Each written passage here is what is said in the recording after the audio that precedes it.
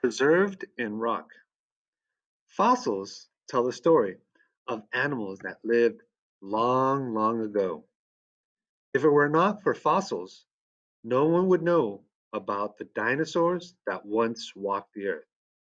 Without fossils, no one would know about the great woolly mammoths or other now extinct animals. People's knowledge of ancient plants come from fossils too. Fossils are traces of once living things found in rocks. Many different kinds of fossils have been found around the earth.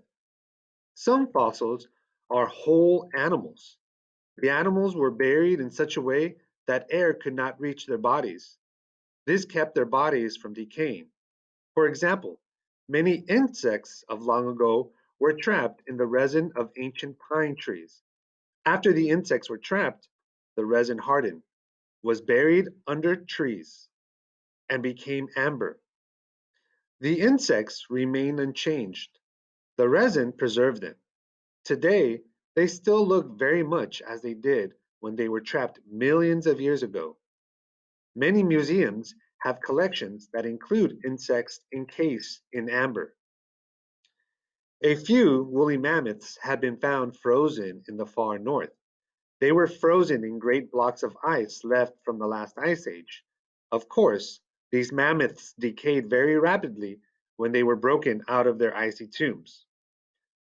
Fossil footprints are imprints made by dinosaurs or other animals when they walked across a layer of soft mud. Usually, footprints were washed away or spoiled by other footprints, but at times, conditions were such that the footprints were not destroyed.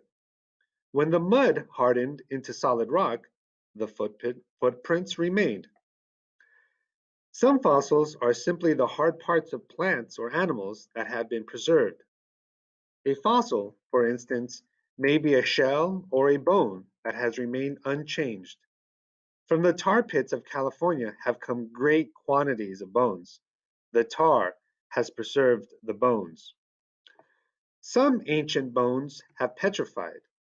When an animal dies, the soft parts of its body decay rather rapidly. The bones remain for a longer time. Sometimes the bones are buried in sandy mud or in mud with a lime content.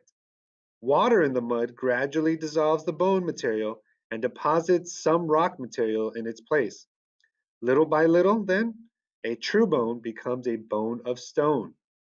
Petrified means turned to stone. A petrified bone is not actually one that is turned to stone. The bone is really rebuilt in stone. Now, answer the questions that follow based on the lesson you just heard.